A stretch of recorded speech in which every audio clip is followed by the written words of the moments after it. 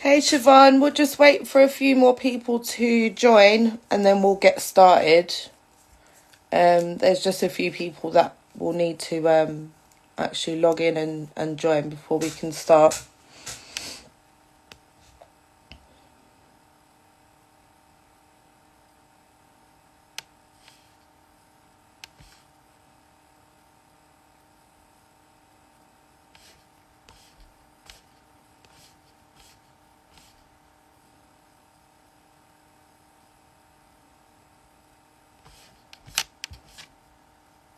Hey Kelly, hey Holly.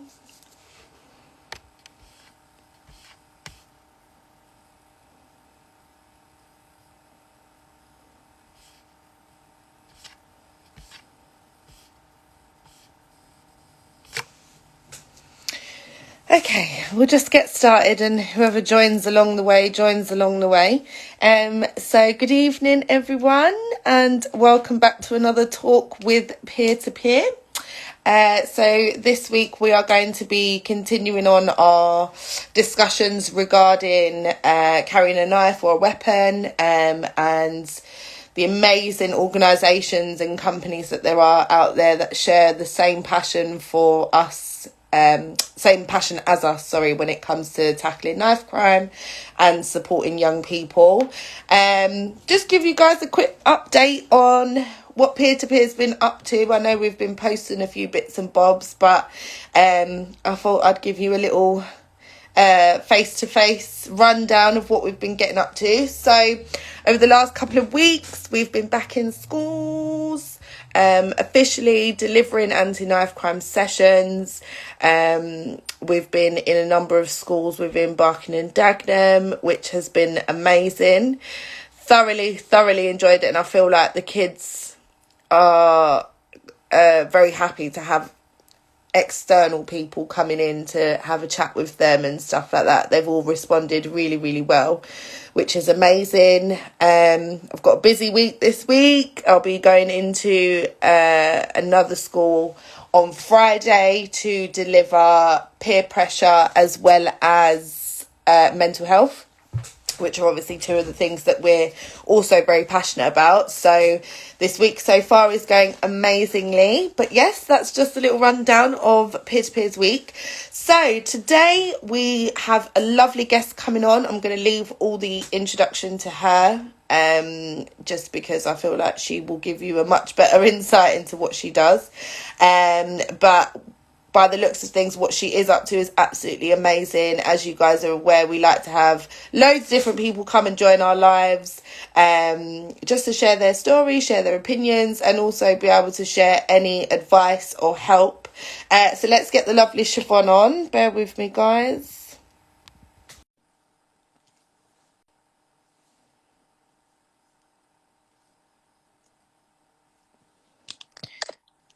Hello. Hello. How are you, lovely?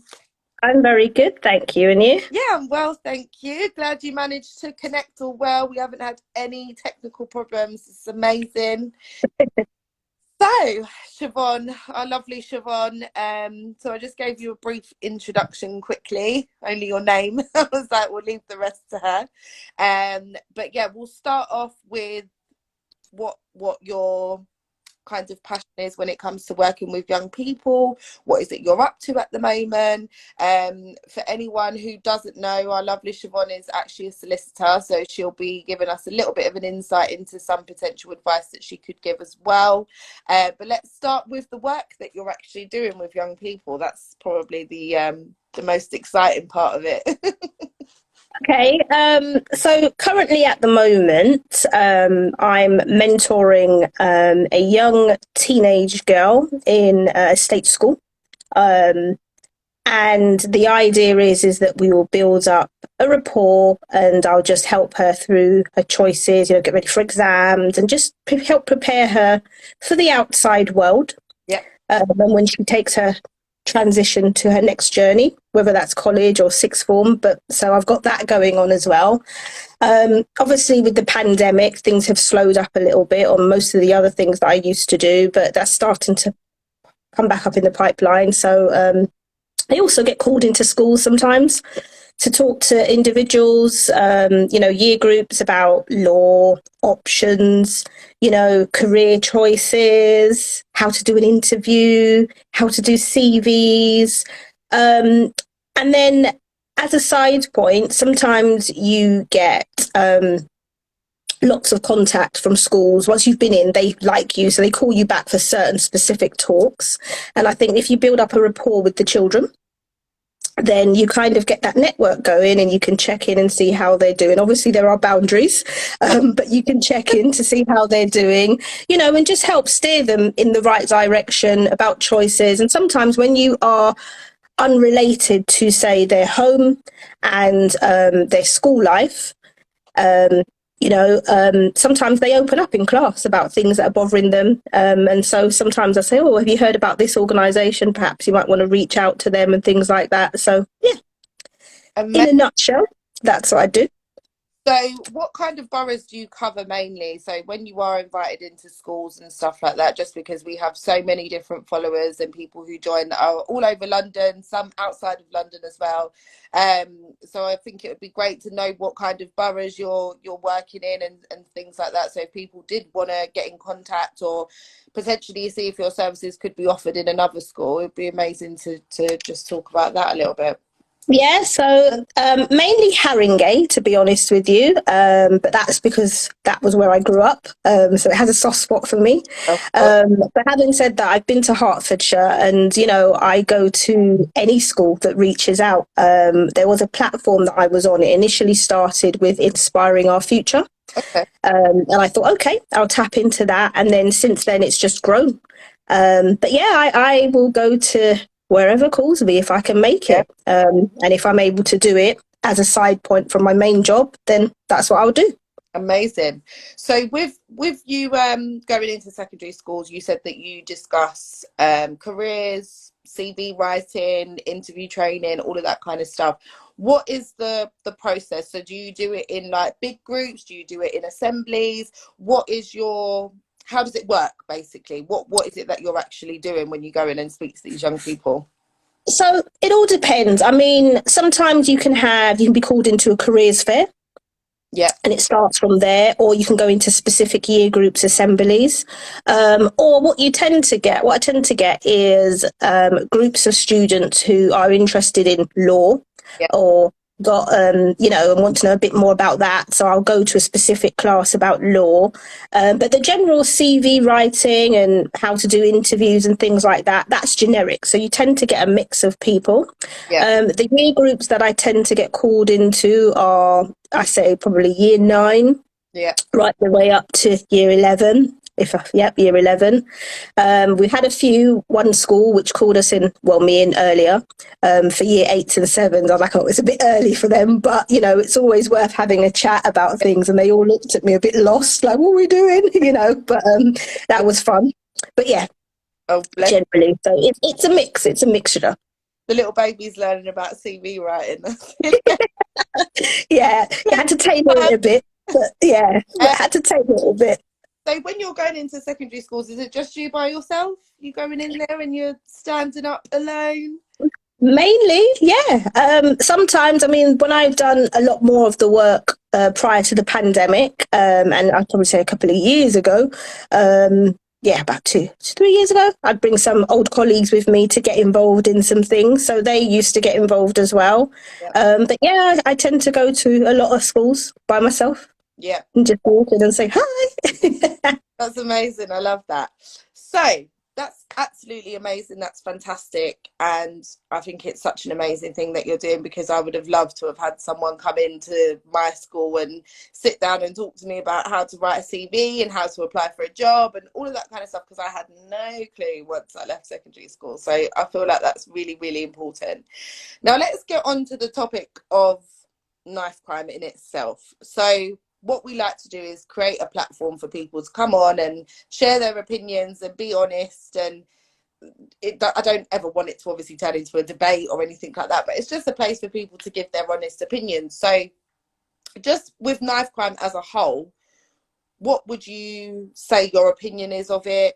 Do you have any kind of way of thinking about it? Do you feel like you may potentially be helping to prevent young people leaving school and potentially getting caught up in something like that? What's your kind of opinion around it? So let me start with the latter question. Do I feel like I'm contributing? I'd like to say yes. Yeah. Because I think if you get to interact with children quite young, often, you can steer them in the right direction or have some kind of lasting impact. And I think that's what the aim is for me. It's going into schools, talking to individuals, and having that impact. So when they're in a predicament or possibly about to do something, they have that thought process. Hold on a second. I remember that one lady that I saw. It's not the right thing to do. So I think, yes, definitely. I'd like to have it. I think I'm having an impact. With regards to my opinions on knife crime, we'd be here all day if I start talking about it in great detail. Yeah. But I think it's somewhat of a vicious cycle, and it's a very traumatic event, and it can have devastating effects on both sides of somebody who's actually carried out that crime. Yeah. And the person who unfortunately has lost their life and their families. It is quite soul destroying for a lot of people on both sides. I suppose what I'll explain now is just going into my main work, what I do. So as you said, yes, I'm a solicitor. I'm not actually a criminal solicitor, so I will say that now. And I guess people on the live are thinking, well, what's she doing talking about knife crime? So let me put it into a bit of perspective for you. So when I initially started out on this career journey, I thought, right, I'm going to do crime because I had such a passion for it. At university, I, done penal policy, which is looked into the sentencing, and I had really strong views about how things are done, especially in this jurisdiction. And, so it was really interesting. And I started off thinking, right, I'm going to do crime. And when you embark on a law career, you have to go out there and experience voluntary work, so to speak, to work out where you want to go and try and basically land a job, show your face, get connections and get out there. So I did quite a bit of vacation schemes. So that's where you go off to work with criminal law firms to get exposure. And then I also done it from the other side. I actually reached out to the local magistrates and crown courts and said, can I come in on the inside and see what it's like and just really get to know it from both angles? So I got to do that. And that was a real eye-opener for me. And it made me think back to my childhood, because growing up, I grew up on an estate with mainly boys around me, I'd say, a few girls. But, I know people who have got themselves into predicaments, and I've also known people who have unfortunately died as a result of getting themselves into predicaments, and people who are actually in jail for committing certain crimes. So it's something which I'm very passionate about. And that drove me on the career path to say I wanted to do it. But then when I got out there and saw what it was like in real life, I thought, not sure if I have the stomach to do this as, my full-time everyday role. So I switched over and went on to do civil litigation. So that's anything that's not crime. Yeah. But the way I tap back into helping the wider community and youths is by doing the voluntary stuff, going into schools and trying to, have those conversations and hopefully inspire and mentor children to grow up, and so that they want to mentor others and, just help them lead good paths. Yeah, I agree 100%. I mean, when it comes to any forms of violence and just anything to do with gory, gruesome crimes and like paedophilia and all of that kind of stuff, I also don't have the stomach for it. So when I when I actually go into secondary schools and I discuss certain things about anti-knife crime, there is a part of me that kind of shuts off from the actual gore side of it. So the fact that these people are actually falling victim to being stabbed, some of them stabbed to death. So the whole thought of trying to think about that, it's very traumatizing. It's very, very traumatizing. And if you, we obviously are very similar with being oh, what's the word, not overly sensitive, when you feel, it's empathy, we're very empathetic, when you can feel them and it's just, it's too much, you can feel, it's like, it's almost as if you can feel what they're going through, and it makes me feel sick. Like when we spoke on the phone, you said it was a paedophilia case that kind of turned you and said, no, that's not for me. And I'm exactly the same. I can't bear to watch anything that's to do with any child abuse, neglect, or anything like that. I've just got no interest. So when it comes to hearing about 13-year-olds and 14-year-olds that have been stabbed to death in the street, it's on that same scale for me. It's on that exact same scale of, I find it extremely traumatizing. I don't like to hear about. And if that makes me a little bit ignorant to it, then I'll put my hands up and say I'm a little bit ignorant to it, because I would prefer to not expose myself to the actual gory details. But as for going into schools, it's more factual. We go in and then we hit them with facts more. Yeah. There are a couple of stories that I share of incidents that have happened in the past and stuff like that, but I don't get into too much detail into like the nitty gritties of it. Yeah.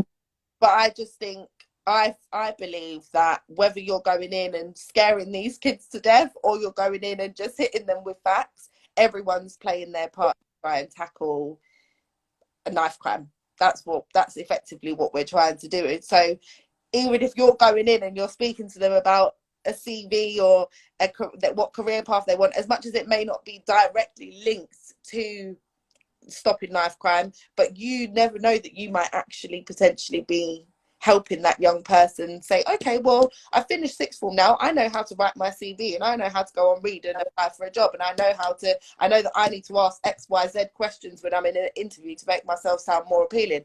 So it just feels like there's a lot of organizations that have got their fingers in the pie at the minute, the anti-knife crime pie. We've all got our fingers in there, and I just don't feel like we had this 10 years ago. Even 5 years ago, I don't feel like there were as many services. And that's Definitely. Definitely. I think like I remember growing up and it was very much a community feel rather than the organizations. It was very much like, if I was out on the streets in an area where I shouldn't be, somebody would tell my mum. So when I get back, she would know where I was before I'd even said anything. And it's like, how do you know that? But it is that kind of feel. So I think this new age kind of all the organizations and everybody wanting to play their part is having a good impact. But it's also the modern version of that kind of community feel, I'd probably say. Yeah, I agree 100%. And I really agree with what you're saying. But what we were speaking about on the phone the other day is, it's sad to see that it feels like from an academic standpoint, there's a lot more involved with with kids, but outside of school, that's where the support lacks. So that's why these young people are coming into school when they've got people coming in and talking to them about this, that, and the other. And then as soon as they leave school, it's like, well, okay, I'm going to go and hang around the estate with my friends anyway. Do you know what I mean? And no one's kind of saying to them, okay, well, come on, come inside. Let's not do that. So I've got a son who's 10. I'm getting to that stage now where I'm filled with dread that he's actually gonna want to go outside by himself and have to travel to school by himself and all these kind of things. And it scares me, if I'm honest. I'm very, very scared of it. And I will be completely honest, I do shelter him a bit. I don't really let him play out on the streets. I mean, he's just, when he turned 10, he was allowed to start walking to the shop by himself. But even then, that's only in daylight. And the shop is literally at the end of my road. So I could stand outside my house and watch him go to the shop if I wanted to. But I think when you've got a boy, there's that added stress and anxiety of like, okay, not that it doesn't happen to girls, because it does, but the stories that we hear, the different cases that there are, newspapers, news articles, whatever it is, it's predominantly young black boys. It's predominantly young black boys that are falling victim to either being the perpetrator or being the actual victim who has been stabbed. So my son is a young black boy. He's going to go out into the world as a young black boy, and it scares me. It really, really scares me. I agree with you. I've got two children, one 10, two boys, one 10, and the eldest is about to be 17. So been there, know exactly what you say about being scared. And obviously, I think growing up where I grew up and seeing certain things, I'm obviously alive to what's going on, and having been into youth courts and see how they work and what's coming up before judges and so forth, so it is really scary. But I think that it's a really hard one, because you want to let them experience the world and have a bit of maturity and grow. But in the same respect, you want to shelter them and shield them from everything. Personally, for me, I think that too much exposure is wrong, but too much shielding is wrong, because then they'll be none the wiser. So it's difficult finding that balance.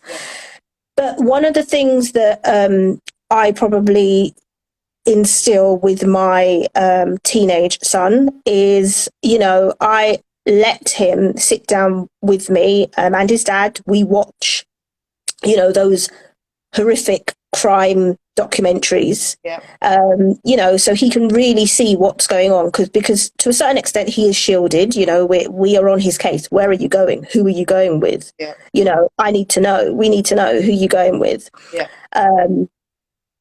And that's key, fundamental, knowing what your children are up to. It starts at home. And I think, when the system has changed, when I was growing up, there was a lot of youth clubs or things to do. There isn't much for kids to do nowadays. So when, he asks, oh, can I go out with my friends? Well, what are you going to do? What's your purpose? Have a purpose. You're not just going to be hanging out on the streets on a corner. That's not going to work for me, So it's that kind of thing. But also, it's been quite upsetting to have the conversations with him about, look, now you're this age, growing, you're taller, you are going to get stopped by police. You are going to get asked questions just for standing on the street with your friends. And to you, you're doing nothing, but you're with a group of black boys or teenage boys. You look like you're up to something, so you're going to get questioned. And I think one of the things that parents can do to help their children is, I think, educate them on how to handle such situations, make sure that they know their rights, what powers the police have, what they can ask, what they can do. But I think as teenage boys teenage boys have a lot of testosterone, and they're sort of in between that stage of being a young boy, but they're a man, but they're not quite a man. And obviously their first reaction when they get stopped, not all the time, is, it's like, what are you stopping me for? And it something quite minor can escalate very quickly. So I think the key is giving them the tools how to diffuse that situation. Now, I'm not saying in any way, shape or form that every stop and search is correct. I'm not. But if you talk to your children and educate them about those areas, then when something is going a bit left or wrong, they've got the tools in place to calm it down, and hopefully it goes the right way and we can all walk away and there's no problem. Amazingly put. I completely agree. This is also something that I say to my young people when I go into secondary schools, when we're delivering these anti-knife crime workshops. One of the first things once we've had conversations, I say to them, you guys need to make sure that you know your rights. You need to educate yourselves and know what can and can't be said, what can and can't be done, to keep yourself safe as well. This is what I said to you on the phone. Sometimes it can be difficult to know who are the good ones and who are the bad ones, and you don't know which one you're going to get.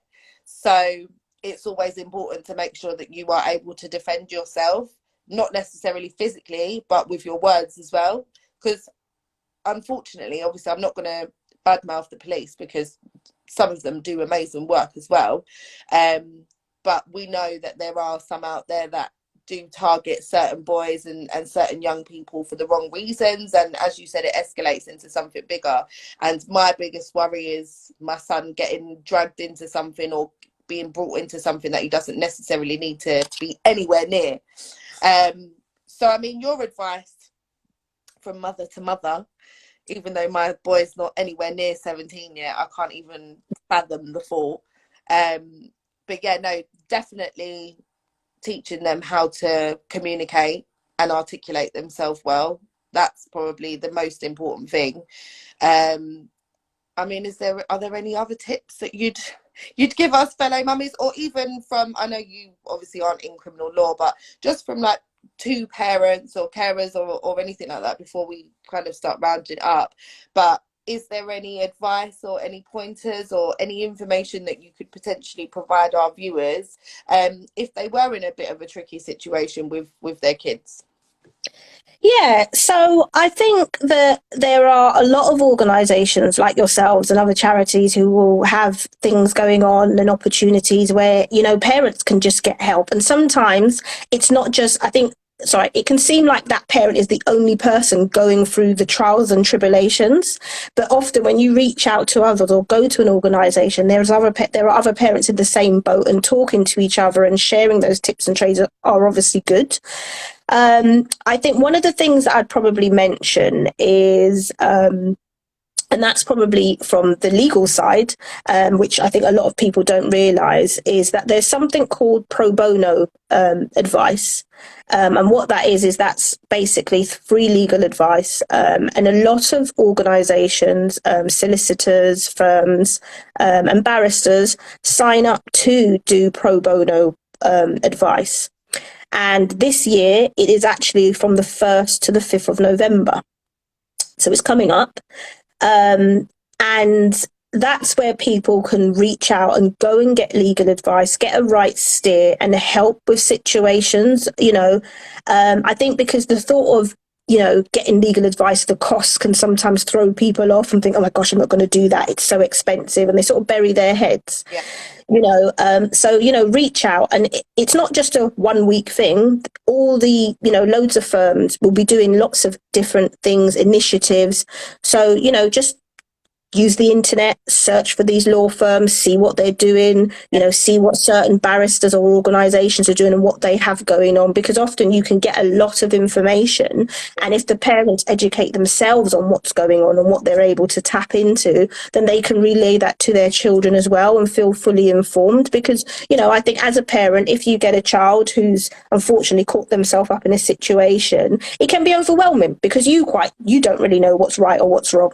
Yep. You know, and often I think when the children are, you know, slightly older, I'd say 16, 18 or so forth, you know, it's your natural reaction as a parent to march down to, you know, if you get called into a police station, to march down and say, I want to know, I want to talk to somebody. And it's like, we're not going to talk to you because your child's of a certain age, yeah. You know, and it's like you feel out of the loop. But I think that if you tap into those organisations, educate yourselves just by learning about the rights and everything like that, you are fully informed and know what can and can't be done, and you're following on from that, and really educating your children. I think what I'd say in general, you know, especially with crime, and this is just generic advice, so to speak. It's not, you know, it's information that's readily out there on the internet for anybody to go and look it up. But with crime, I think one of the things that people worry about is something called legal aid, and whether they qualify for that. So legal aid, it's the restrictions on legal aid have changed over the years. I must say they have changed, and I think everybody knows that. But essentially, to get legal aid, you know, the issue that you're dealing with must be serious. The individuals have to show that they can't afford to pay the legal costs themselves, and they must be eligible. So there is like a means tested process to see if you're eligible. Now, legal aid, I think some people sometimes mistake it to think that it will pay for everything. Yeah. All your legal costs. Doesn't mean that. It sometimes means you'll get a contribution. So that's one thing to bear in mind. if your young person is under 16, and they're facing a criminal trial or something like that, they automatically get representation at courts via legal aid. Also, if the person is under 18 but in full-time education, they will automatically have a right to legal aid representation. And if the individual is on certain benefits. So that's something that people can look up. I would say that if somebody finds themselves in a situation where they don't qualify for legal aid, then it's not the end of the world. And I think some people can go into a panic stage and think, oh my gosh, I've got to find a solicitor and it's going to cost me thousands. There are lots of organisations like law centres, networks, citizens advice bureaus, Advice Now that you can reach out to. And what you'll find is some of the solicitors or barristers that are passionate about giving pro bono advice, they are tapped onto some of these organisations. And, you know, they may be able to help do something and represent individuals in that front. So, you know, there's a lot of help out there. It's more so about where do you go to find it. Yeah. But it is there. So important to have someone like you come on, because I'll say more than half of everything that you've just said, apart from what you told me on the phone the other day about the pro bono, I had no idea. I had no clue. I've never had anyone sit me down and say, right, okay, if you ever find yourself in a pickle, or your child finds themselves in a pickle, or whatever it is, no one has given me that advice. No one has said to me, oh, okay, this is where you can go to access all of these. So it's so important for you that you've come on here and told everyone about that. So guys, what we'll probably do as well is I'll speak to the team and maybe get like just a little post put up to put on our page so that people can kind of just come back and not have to go through our whole life to get that bit of information. So what we'll do is we'll get that posted on our page as well, so people are aware. Also guys, if anyone has any questions, by all means you can actually message Shevonne directly on Instagram, if that's all right with you. They could just send you a message or something if they want to reach out to you. You might not be able to get through because the page is private. Okay.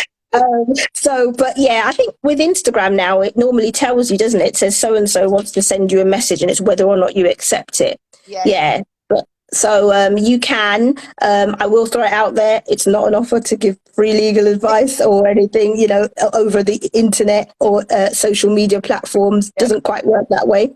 But you know, if they just in the right direction, like you can ask Shevonne where the best place might be to go and seek that advice or something like that. But yes, just a reminder, it's not free legal advice. It's not like a selling page for Shevonne to sell her services.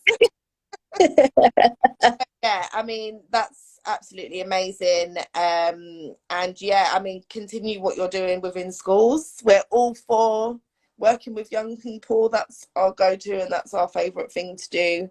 And I just want to say a massive thank you to you for coming on today. It's been amazing, and thank you for your mummy advice as well. Thank you for having me. Good. But also, Shevonne, if you've got any questions or anything like that, by all means just pop us a message, or you can give me a call, whatever.